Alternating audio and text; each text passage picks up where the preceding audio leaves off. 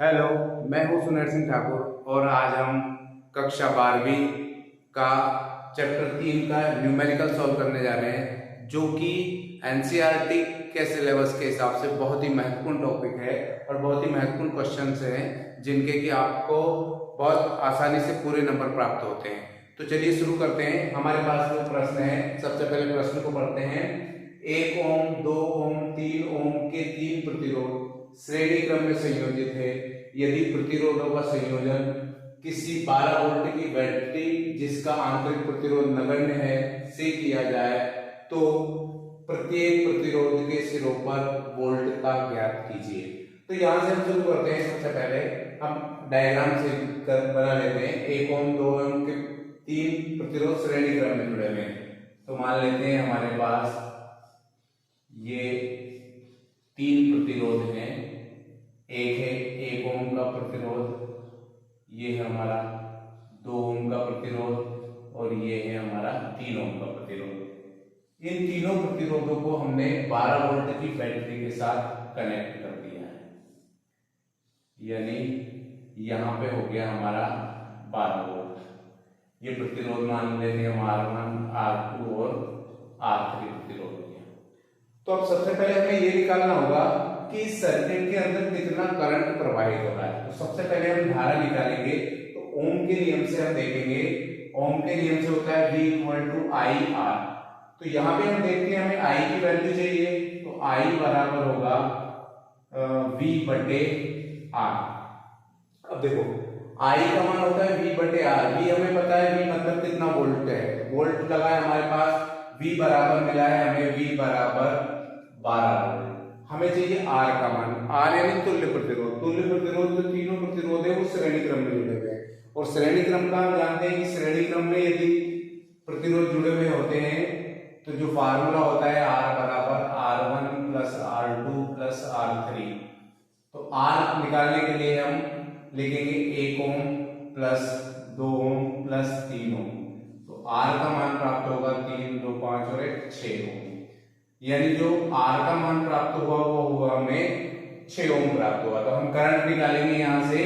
V का मान रखा हमने 12 और 12 वोल्ट हुआ और R का मान प्राप्त हुआ हमें 6 वोल्ट, 6 ओम प्राप्त हुआ। तो यहां से I का मान निकालेंगे हम, तो हो जाएगा 2 एम्पियर। यानी इस सर्किट के अंदर जो करंट बह रहा है वो 2 एम्पियर का करंट बह रहा है।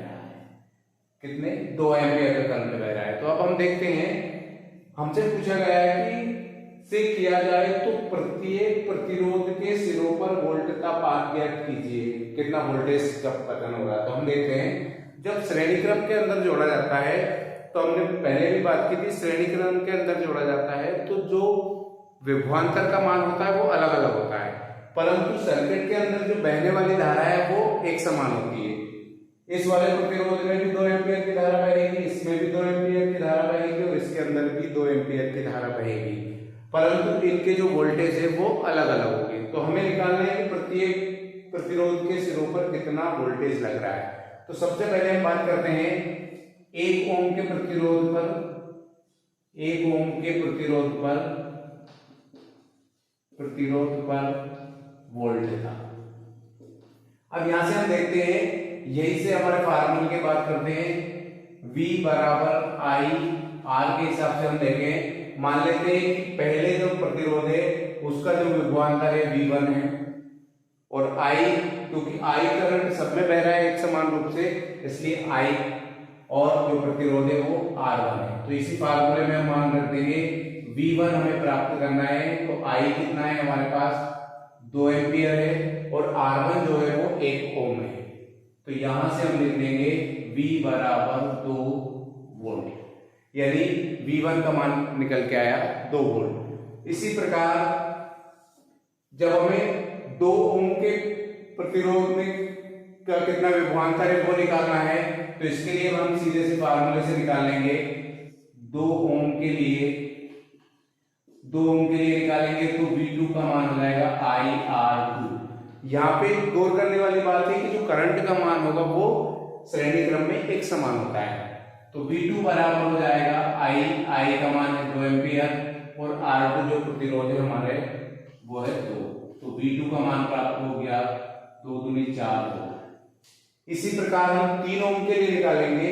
तो 3 ओम के लिए जो मान होगा, 3 ओम के लिए जो वोल्टता होगा वो निकालेंगे V3 बराबर IR3।